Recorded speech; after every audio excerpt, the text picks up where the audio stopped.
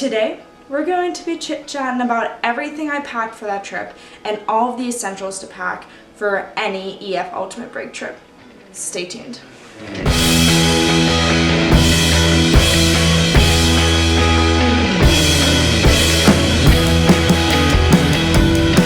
Thanks for tuning in. This is the first ever video I've done like this. Normally I'm just posting like travel videos, kind of home video style, but I am a new ambassador for EF Ultimate Break and I am so freaking excited about it. I've traveled with them one time. I have another trip booked with them for New Year's Eve next year, and I also toured with EF Tours way back right after high school. So I do have some experience with them, but I'm obsessed. I talk about them all the time to anybody I know. So I'm so excited to be an ambassador and to be able to help you guys travel along with me and along with them, because it seriously is the best experience. So if you haven't watched my travel vlog from the trip I did this September to Italy, Germany, Austria, in Switzerland, that's going to be linked below, so watch that. It's 20 minutes, so hunker down with some popcorn, but it is a good watch. Let's just go over the general stuff that I recommend you guys pack, or things that I didn't pack that I wish that I would have packed. First up, let me pull up my list. Okay, obvious thing you need, outlet converter. I have the one linked below that actually EF recommended to us, and they probably recommend to everybody in their like know before you go email they'll send before you go on your trip.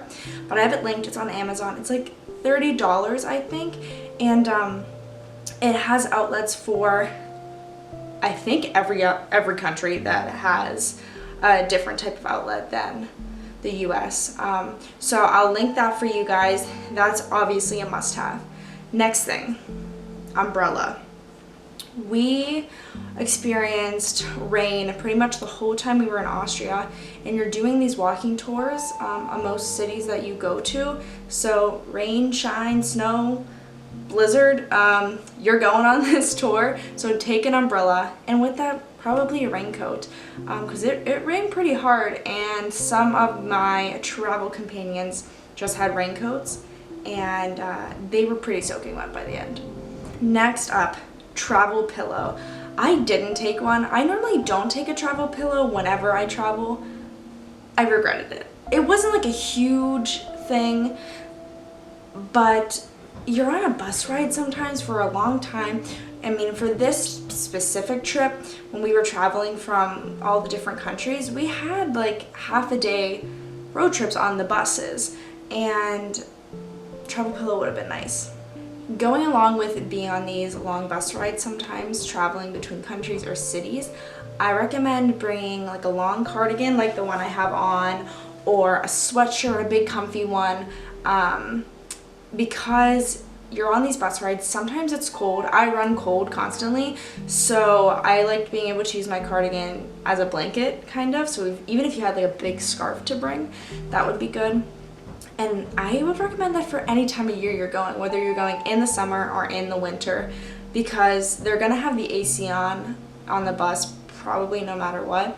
So it's just an extra comfort to keep you warm, or you could use that as a pillow as well if you scrunched up against the window.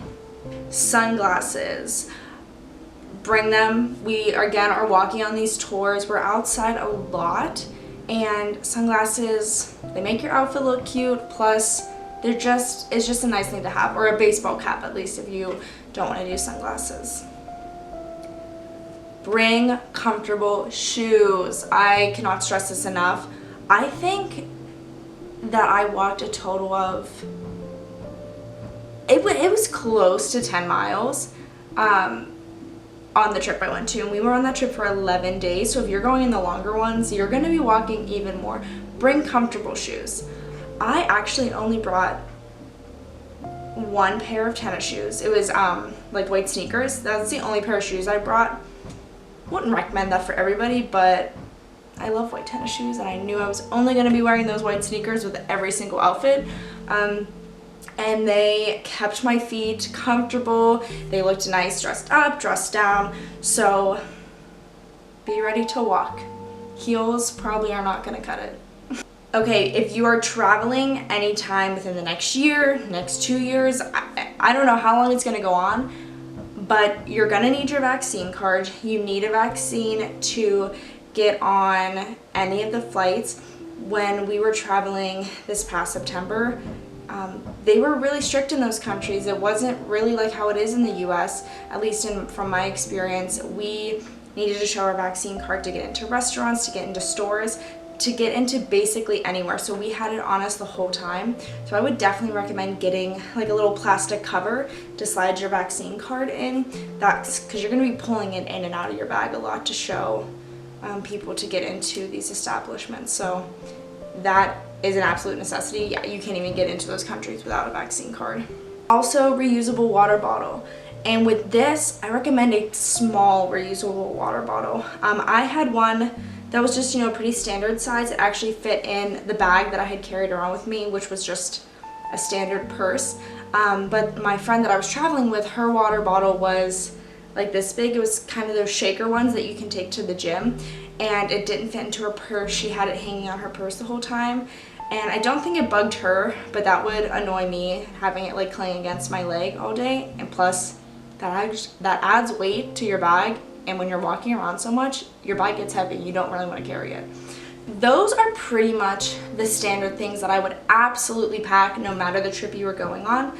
Another tip that I have, my friend and I both exchanged our currencies at the bank before we even booked. Before we even flew. And I think that was the lowest like exchange fee. Don't exchange at the airport. That is a big no, because the exchange fees are so much higher there, and I think that is the number one thing that I heard from EF people prior to the trip. You can also exchange once you get into that country, but it's kind of something that you have to worry about, and I prefer to be completely stress-free. I like to have everything planned and organized, so that's why I like to get that done ahead of time.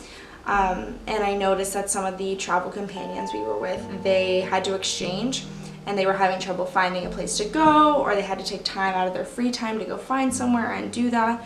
So it's just one less thing that you can take off your plate to keep it super stress-free. Something specific for the Germany, Switzerland, Italy trip. We went beginning of September, so it was kind of hard to gauge, is it gonna be warm, is it gonna be cold, what are we thinking? So my friend and I, we packed pretty much for like fall. I'm from Pennsylvania, so we kept like fall weathers, long sleeves, long pants, and layers, definitely. And it was hot in Italy. It was pretty much in the mid 70s, and we were really sweating a lot of the time, so we were just way too warm for Italy. Then we went up to Austria. That was a pretty standard weather. And then we got to Germany, and I was freezing. I had to actually buy a sweater because I didn't bring a heavy coat. I just had a light coat, and it was not cutting it. I had like some sweaters too, but it was really windy and it was cold. And then in Switzerland, it was pretty much the same temperature, because as the trip went on, we just went more and more north. So I would recommend, if you're going anytime September beyond, maybe even I would consider like a late August, bring a heavier coat. Even if you don't end up using it, it's gonna save you so much comfort just in case you do come across one of those cold days. And again, layers are so important, because it's 75 degrees in Venice, and then it was 50 degrees in Germany. So you're going to possibly experience so many different temperatures and terrains really as the area changes around you. So layers are gonna be your best friend. Alright guys, I cannot think of anything else that I packed or anything else that I wish I would have packed. But if you have any questions on what you think you should pack for your EF Ultimate Break Trip, leave the questions below. I answer almost immediately.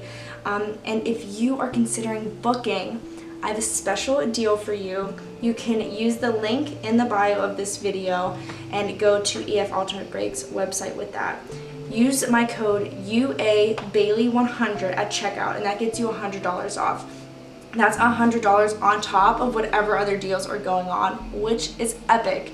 EF is all about getting you to travel in the most affordable way, the most stress-free way, and it gives you the opportunity to meet people from all over the world and all over the country. You really do make fast friends, and I cannot wait for my next trip next year. So if you have any questions, let me know, and subscribe to follow along for more EF Ultimate Break videos. Bye guys.